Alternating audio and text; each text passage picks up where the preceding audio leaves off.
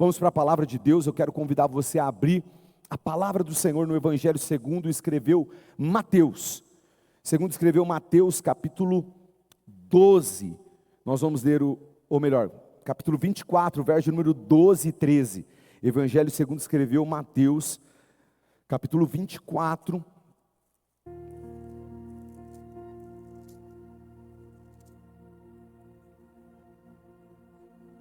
Você que está no rally bíblico, não desista, hein? Dia 28 nós teremos a celebração daqueles que conseguiram aí cumprir a leitura bíblica anual. Então, fica firme aí, para a glória do Senhor.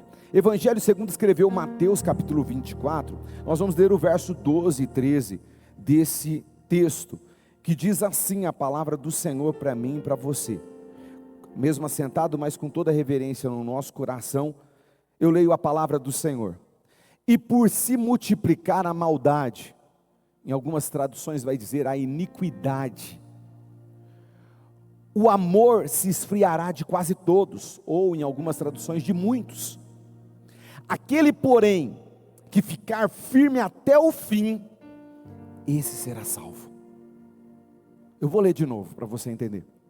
E por se multiplicar a maldade, a iniquidade, o amor se esfriará de quase todos, mas aquele, porém, que ficar firme até o fim, esse será salvo. Palavra de Jesus para nós nessa noite. Quem está comigo, diga amém. Querido, preste bem atenção no que eu quero pensar com você. Esse é um texto que Jesus está falando para os seus discípulos. É uma passagem onde Jesus está falando com os seus discípulos. É o sermão profético. Aqui Jesus vai falar sobre o fim dos tempos. Jesus vai falar sobre os sinais. Jesus vai falar sobre a grande tribulação, sobre a vinda do Filho do Homem. Jesus vai falar para nós sobre os princípios das dores. Nesse texto aqui nós estamos falando da volta de Jesus. E Jesus orienta os seus discípulos a respeito da sua volta, a respeito de como esses discípulos deveriam conduzir a sua vida. Porque eu não sei se você sabe, mas a salvação que hoje nós celebramos aqui por meio do memorial da mesa do Senhor, ela é uma ação de Deus para o ser humano. Deus decide ir ao encontro do ser humano pecador, caído, fragilizado, o homem, a mulher que está no caos, no lamaçal, condenado à morte pelo seu pecado. A ação de Deus para resgatar esse homem acontece na salvação. O meio que Deus faz isso é a graça, favor imerecido. Você não merece. Não adianta você fazer boas obras, não adianta você, ser alguém fiel. Não. Você não alcança a salvação por esse meio. Isso é resultado da salvação na sua vida. A sua boa obra é resultado da salvação. A sua fidelidade é resultado da salvação. Não é meio para conquistar a salvação. A salvação é de graça.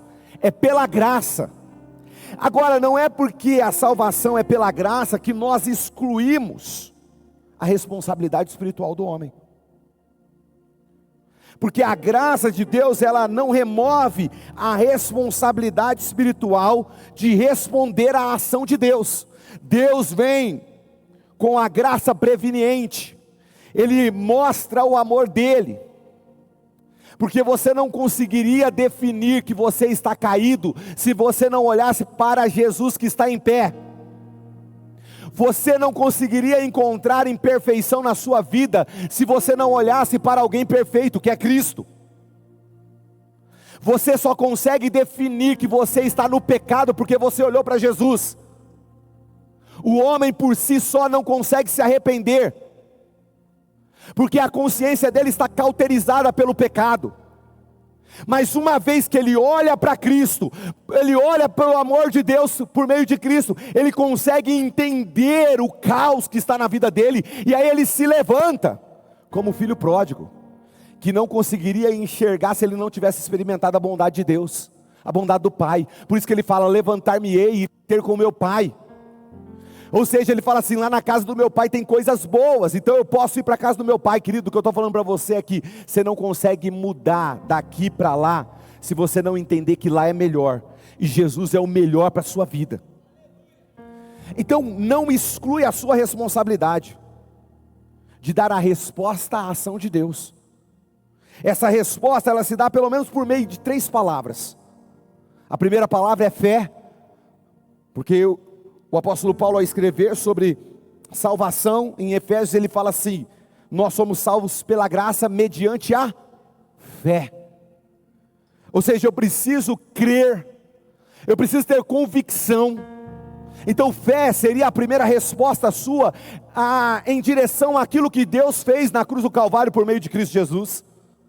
A segunda palavra seria obediência. Você precisa obedecer aquilo que Ele nos ordenou. O próprio Cristo, ao subir, antes de subir, Ele fala para os seus discípulos: ensine a eles a se lembrar, a colocarem na mente, a obedecer tudo que eu tenho ordenado a vocês. A obediência é um símbolo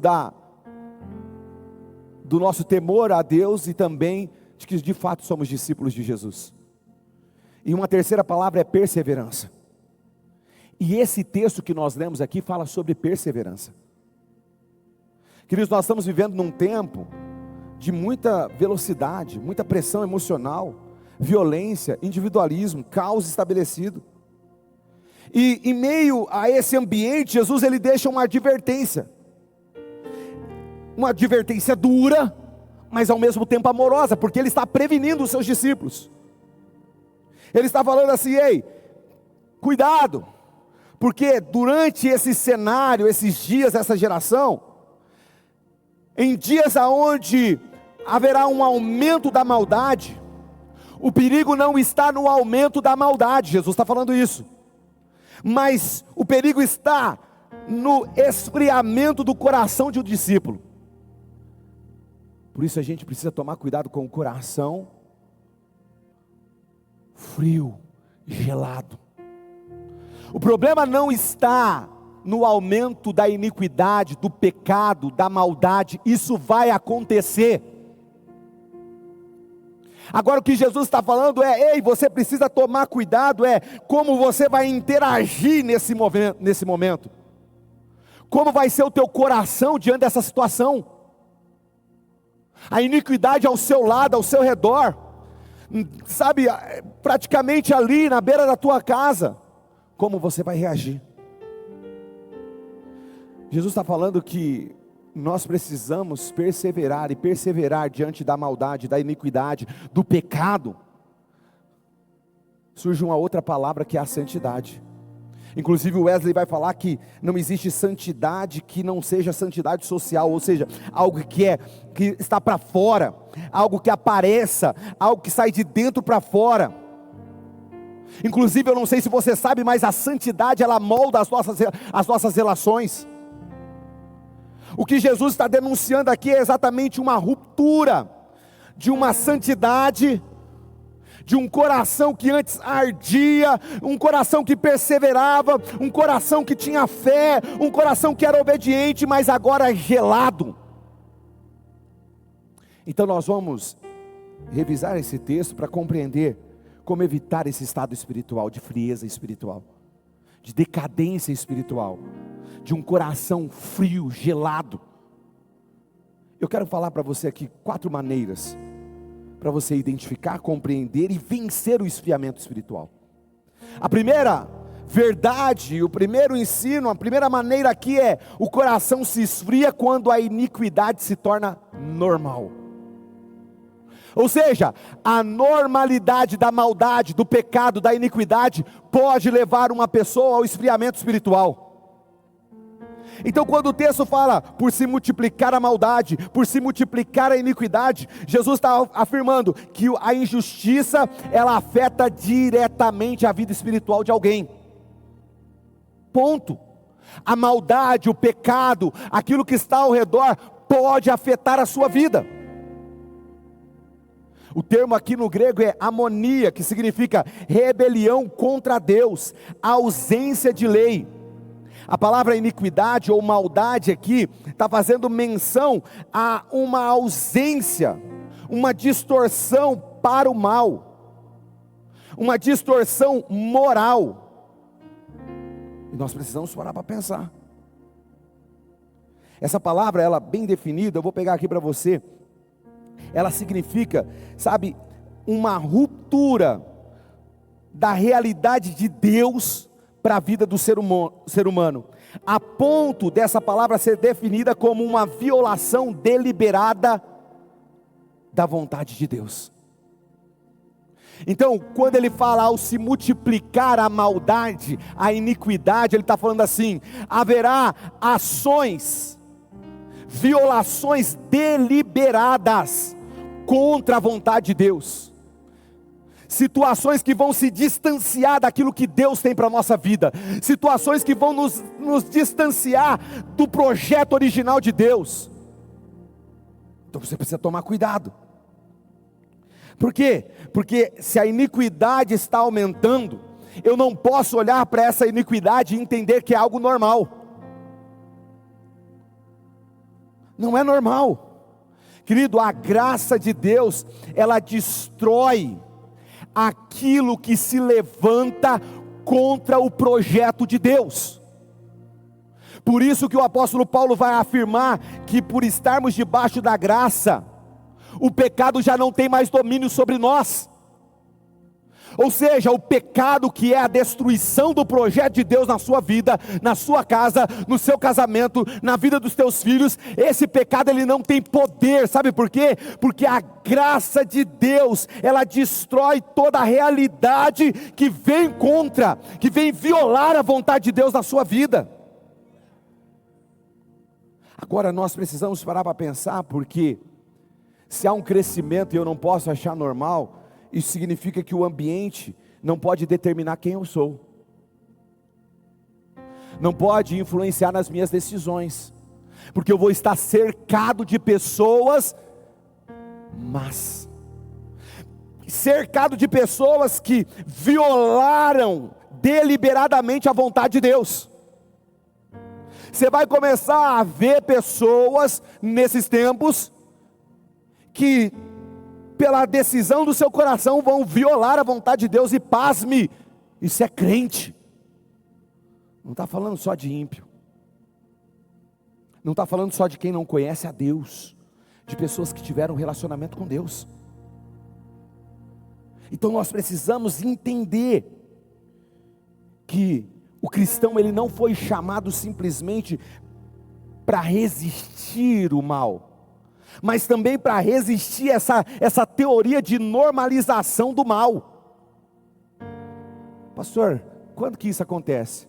Quando você vê deliberadamente uma violação contra a vontade de Deus e você fala assim: tem nada a ver, é normal. Isso não é pecado não. Tem nada a ver. Quando você fala isso, você está colocando uma cultura, e a cultura que você está colocando é uma cultura de normalização do mal, da iniquidade, do pecado. Querido, se está se levantando contra a vontade de Deus, e você sabe quando se levanta contra a vontade de Deus, você sabe o que é projeto de Deus, porque a Bíblia é a palavra de Deus, é o projeto de Deus para o homem. Tudo que a Bíblia diz, tudo que a Bíblia registra, fala a respeito da vontade de Deus para a sua vida. Ou seja, ao se levantar contra essa verdade, não tem compatibilidade com aquilo que Deus é. E se não tem compatibilidade com aquilo que Deus é, não é normal. Normal é o projeto de Deus. Normal é viver a realidade do Senhor. Nós precisamos aumentar a nossa fé em relação a isso. Nós precisamos. Sabe, eu lembro quando a Esther estava com a displasia de quadril, nas duas pernas. A perna esquerda não entrava, sabe? Havia uma dificuldade de formação. E sabe qual que era a minha oração? Senhor, o Senhor fez a Esther normal, e normal não é displasia de quadril. Senhor, a Esther, ela foi feita perfeita, e eu não aceito essa imperfeição. Nós precisamos começar a combater realidades que deformam aquilo que nós somos em Deus e o projeto de Deus para a nossa vida, com fé, com coragem, com ousadia.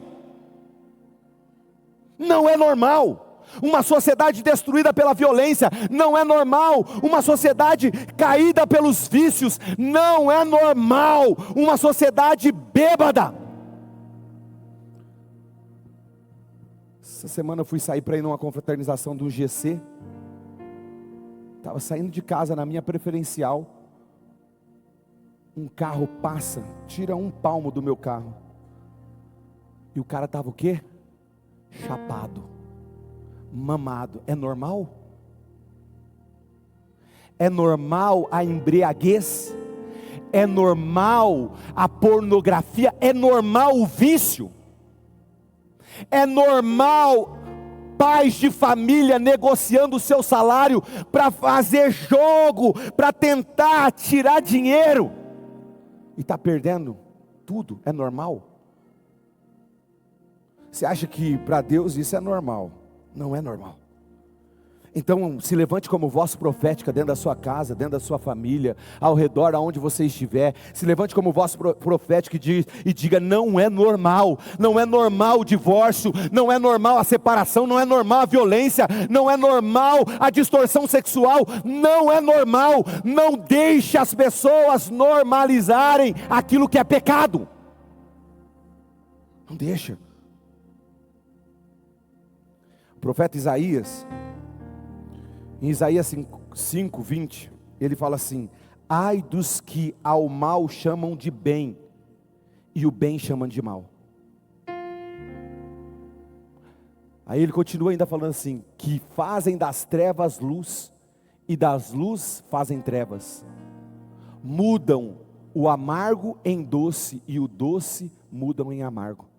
Ai, ai daqueles que estão tentando trazer as trevas para afirmar que é luz. Ai, querido, cuidado. Quando Paulo diz em Romanos capítulo 12, verso de número 2, não vos conformeis com este século, Paulo sabia o que ele estava falando. Paulo está falando para Roma. Roma é a realidade da destruição. Agostinho falava o seguinte: o amor mal ordenado leva à desordem do coração. Vou explicar isso para você. Primeiro mandamento é: ame o Senhor teu Deus de todo o teu coração. Quando nós cumprimos essa realidade, que é o normal nosso, nós vivemos o resultado disso. Nós temos consequências, frutificação. Mas quando o amor começa a mudar a direção, nós sofremos consequências. E aí a minha pergunta para você, para eu não fugir aqui do tópico, é: você está amando o quê? O que você está amando? O que você está amando nesses dias? Porque se você está amando, e o seu amor é um amor, sabe, mal ordenado, vai levar a sua vida à desordem. Porque que tem muita gente escrava, emocionalmente falando, de realidades. Porque o amor está fora de ordem. Todas as vezes que o amor está fora de ordem, vai afetar áreas da sua vida. Vai afetar. Tudo começa, querido, no espírito. Você precisa entender isso. A espiritualidade é o principal. E você precisa fazer com que a sua vida ecoe isso.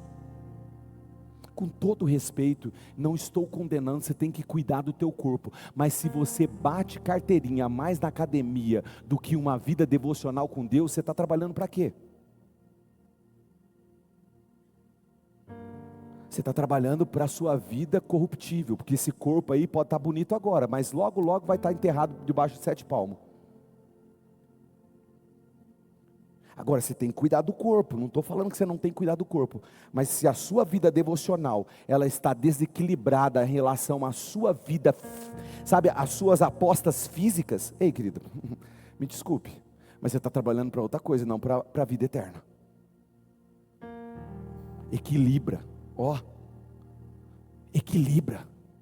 Tenha músculos no seu corpo, mas tenha músculos espirituais, a ponto de quando vir o dia mal, como nós cantamos aqui, a gente não desesperar, a gente não ficar desequilibrado, não, a gente se posicionar em oração, falar assim: o mal pode se levantar, mas eu tenho músculo suficiente espiritual para encarar o mal e a sua malignidade. Não tem capeta que fique diante de um crente que ora, não tem situação difícil diante de um crente que está fundamentado na palavra. O que eu estou falando para você, querido, é que você precisa entender que a eternidade já começou agora.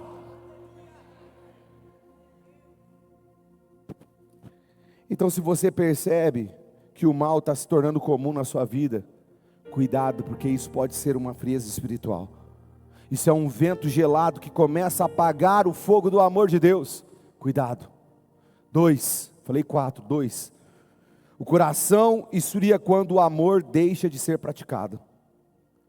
O amor de muitos se esfriará. Hoje de manhã eu falei isso. Deixa de falar eu te amo para tua esposa, para o teu cônjuge. Deixa de se relacionar com ele. O amor se esfria por causa da prática. A falta de prática, no caso. Jesus não está falando de qualquer amor aqui. O amor aqui é ágape ou agapau. Esse amor que ele está definindo aqui nesse texto, nesse versículo, é o amor de Deus. O amor divino que se manifesta em nós e se manifesta por meio de ações. Porque o amor de Jesus nunca foi um discurso, o amor de Jesus foi prática. Inclusive quando ele fala do segundo mandamento, ele fala: ei, não ame como a ti mesmo, mas ame como eu vos amei, fazendo uma menção ao sacrifício dele. Então a fé que opera por meio do amor é uma fé que opera por meio da prática. E o amor não é sentimento, o amor é hábito, é prática, é vida. Quando a gente deixa de praticar o amor, consequentemente nós nos esfriamos. Se o texto está falando sobre o amor de Deus, que amor que ele está falando para você? Que relacionamento que você precisa ter? Com quem você precisa se relacionar? Se a maldade está crescendo, se é o fim dos tempos, com quem eu preciso me relacionar? Eu preciso me relacionar com Jesus. E o resultado deste amor, sabe o que é? Vida prática. Por isso, quem ama, quem vive esse amor, quem mantém a chama do amor, não tem dificuldade de perdoar. Te peguei, né? Um coração frio tem dificuldade de perdoar porque está longe do amor. Mas quanto mais próximo eu estou do amor de Deus, quanto mais firme eu estou no amor de Deus, mais fácil eu pratico esse amor. Ponto. Então eu me dou. Sabe, eu priorizo a Deus, as pessoas. Eu não negligencio a voz do Espírito. Essa semana eu tive uma experiência. Saí aqui da igreja quinta-feira, ia pregar na Cuiabá, no culto da quinta. O Espírito Santo falou assim: se prepara que você vai tocar violão. Falei: é nada. Isso é coisa da minha cabeça. Deixa eu ir embora. Cheguei lá, o irmão teve uma dificuldade, não chegou. Quem teve que tocar violão?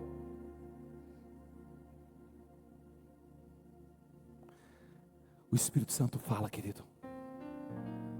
Eu dei um exemplo muito simples aqui, mas o Espírito Santo já te falou: não peque, não vá, porque você vai cair. E aí a gente negligencia essa realidade, e ao negligenciar a gente se esfria. O salmista, no Salmo 69, verso 9, ele fala assim: porventura se esfriará o zelo da tua casa? Em Apocalipse capítulo 2, verso número 4, ele fala: tenho contra ti que abandonaste o teu primeiro amor. C.S. Lewis vai falar o seguinte: o amor não desaparece por falta de sentimento, mas por falta de prática.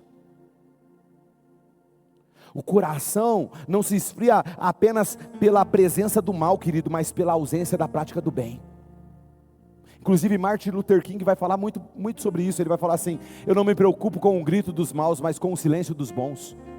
é quando você silencia a voz do Espírito Santo no teu coração, é quando você cala o Espírito Santo no teu coração, a frieza espiritual estala. E aí você olha ao redor e vê a maldade e começa a achar tudo normal. Sabe por quê? Porque você está apagando a presença do Espírito Santo. Uma vez que eu apago a presença do Espírito Santo, eu estou voltando à minha velha natureza, que está acostumada com o pecado, com a iniquidade, com a maldade, com a imoralidade. Então tudo para essa natureza carnal é normal.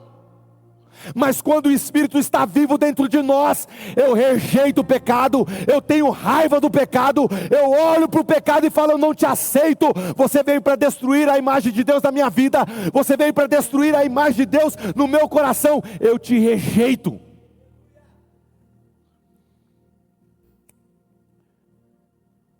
Então, não ache tudo normal. Primeiro ensino. O amor, segundo ensino, é praticado. Não se esfria por causa da maldade, mas pela falta de prática. 3, o coração se esfria quando deixamos de viver a graça. Nós nos esquecemos de quem nos sustenta. Wesley afirmava que a vida cristã é sustentada pela graça preveniente, justificadora e santificadora. Quem fez o curso sabe do que eu estou falando. Essa é a nossa teologia, é a nossa forma de ser.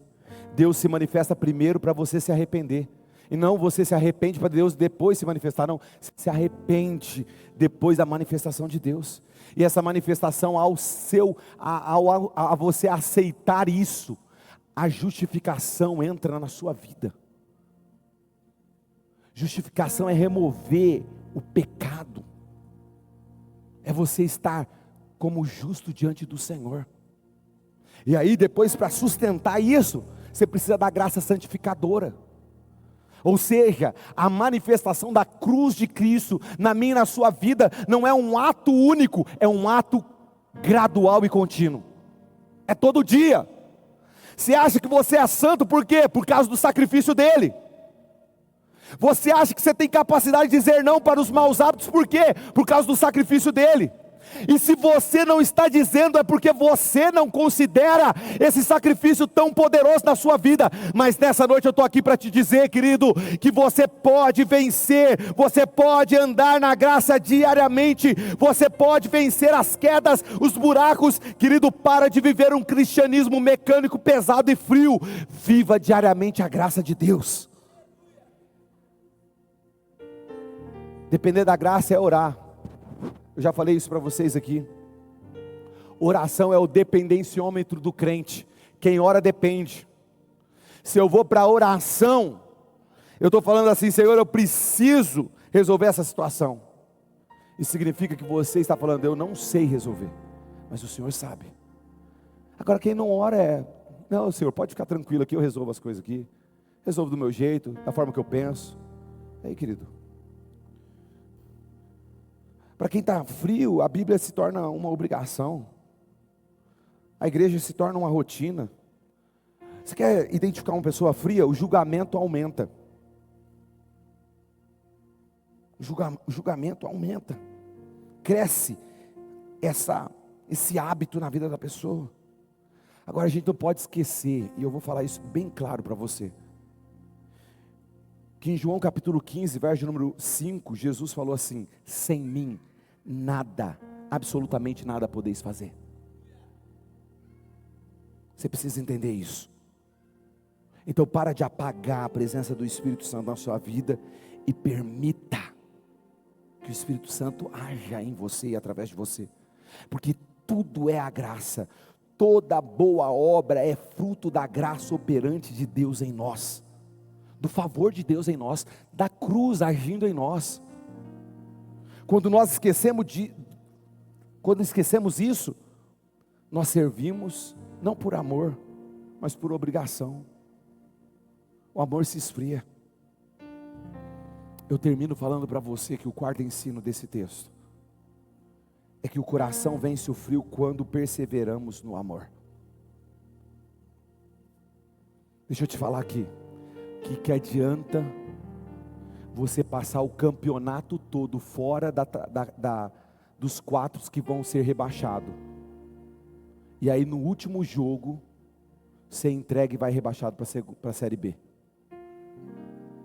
Aconteceu isso com o Ceará hoje. Fazia tempo que eu não assistia futebol, não estava muito afim, sabe? Mas fui assistir. O Palmeiras ganhou do Ceará.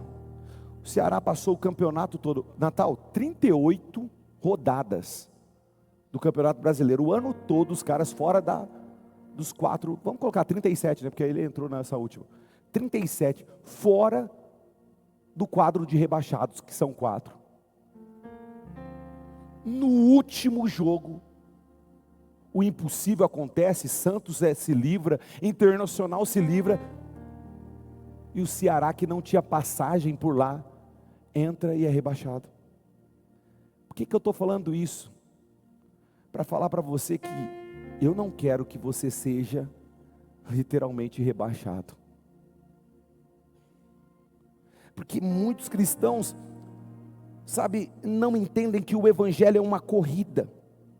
Por isso que o texto no verso 13 que lemos aqui, fala que aquele porém que perseverar até o fim, não é perseverar até um momento, não, é perseverar até o fim, esse será salvo. Jesus não nos chama para simplesmente resistir o mal. Jesus está falando assim: ei, vocês precisam perseverar no amor. Por isso que eu entendo que existe uma responsabilidade espiritual nossa, existe uma resposta que nós precisamos dar à ação de Deus, e essa resposta, a perseverança entra como resposta. Perseverança com a graça cooperante, quando Deus age em nós e nós respondemos aquilo que Deus faz na nossa vida. Por isso que o apóstolo Paulo, quando vai falar com Timóteo, ele fala assim, em 2 Timóteo 1,6, aviva a chama do dom de Deus que está em ti. O dom é de Deus, mas quem aviva o dom é você. Ei, querido, você precisa entender isso. Há uma ação de Deus, mas há uma ação sua. Quem aviva o dom que Deus colocou em você é você. Então assuma a sua responsabilidade espiritual e persevere até o fim. Até o fim. Sabe? Homens e mulheres de coração quente transformam a realidade que estão à sua volta. Transforma corações frios que estão ali, caídos, prostrados ao pecado. Entenda, querido, que Deus te chamou para essa realidade, e você precisa, sabe, parar de negligenciar essa verdade no teu coração. Se tivesse um diagnóstico desse texto que nós lemos aqui para nós ceiarmos, o diagnóstico seria: iniquidade está se multiplicando, maldade está se multiplicando, e amor está esfriando. Qual é o remédio de Jesus para isso? Perseverança, dependência da graça. Eu dependo da cruz. Estou mostrando para você o que seria a graça, tá? Eu dependo do favor de Deus sobre a minha vida. A prática ativa da santidade, porque o que Deus fez em nós é sempre de fora, ou melhor, de dentro para fora. De dentro para fora, uma comunhão e uma devoção constante. Se estiver frio, lembre-se da promessa. Em Ezequiel 36, 26, o Senhor vai falar assim, ó: eu vos darei um coração novo. Então eu estou falando para você que está com o teu coração frio, congelado. A maldade é tanta ao seu lado que você não conseguiu lidar com essa situação. O Senhor está falando assim: eu vou colocar um coração, vou dar um coração novo a você. Eu vou pôr dentro de você um espírito novo. Eu tirarei de você o coração de pedra. Esse coração de pedra tirou muitas pessoas de Canaã, que tiveram que voltar para o deserto, por causa do coração de pedra. Inclusive o salmista no Salmo 95 fala sobre isso. Se hoje ouvires a voz do Senhor, não endureçais o coração, como foi os vossos pais no deserto, nos dias de Massá, que mesmo vendo as minhas obras, mesmo experimentando Deus. Eu volto a dizer, esse texto não é para simplesmente para gente que não conhece Jesus, esse texto é para quem conhece Jesus. O amor aqui é um relacionamento de Deus com o homem. Então, a gente precisa falar assim: Senhor, eu não posso ficar com esse coração frio. Eu não posso considerar que é tudo normal. Não, não é normal. Tudo que viola deliberadamente a vontade de Deus não é normal. E o governo está nas mãos dos filhos. Então governe. Seja aquele que governe. Agora, se você achar que tudo é normal, você vai entrar no campo daqueles que estão frios na fé. Esse texto está falando para a gente se preparar. A gente não sabe o dia nem a hora.